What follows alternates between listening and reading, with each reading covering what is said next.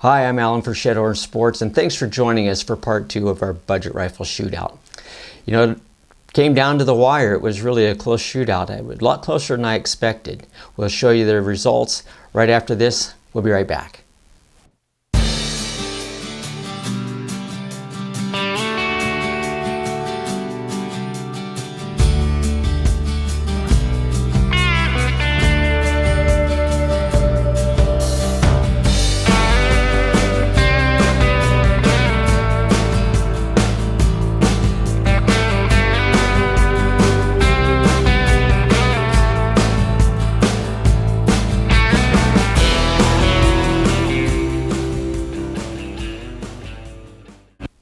Now we get to the heart of the matter here, the shooting accuracy testing of the rifles, which was surprising. All of them shot very well, although there was a couple surprises in there.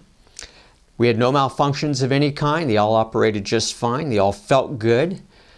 We had a couple hiccups with the 100 grain loaded ammunition. We had a couple flyers come out of those that even sounded weird, at least according to someone sitting next to me. That happened in both the Marlin rifle and the Ruger American. So we still tabulated those into the average. It did increase the average slightly, but not as much as I would have thought. But at the end, we'll give you the averages comparing one gun to the next and go over a few little things that you might want to know about. So here's the shooting aspect and the targets as we shoot them.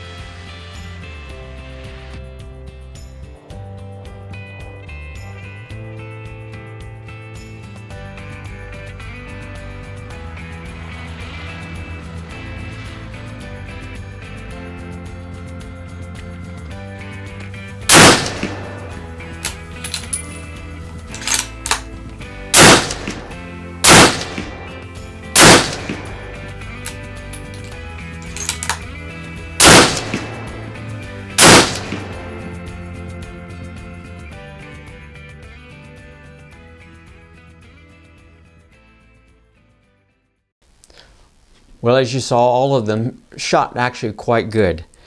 The Ruger won the contest as far as accuracy goes. It was very close. All in all, the Ruger shot extremely well with with all the ammo tested.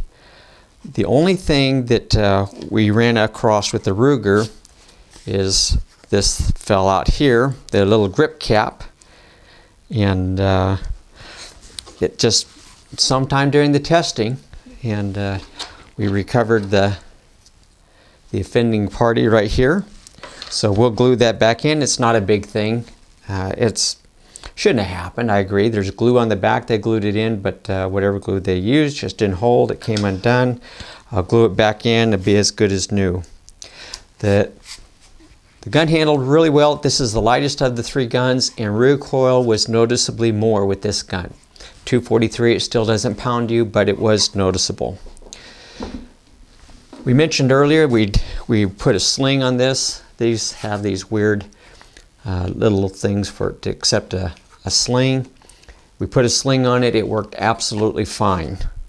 No problem at all. It works good for that. However, we also put a bipod on here, and it worked. It snugged right up.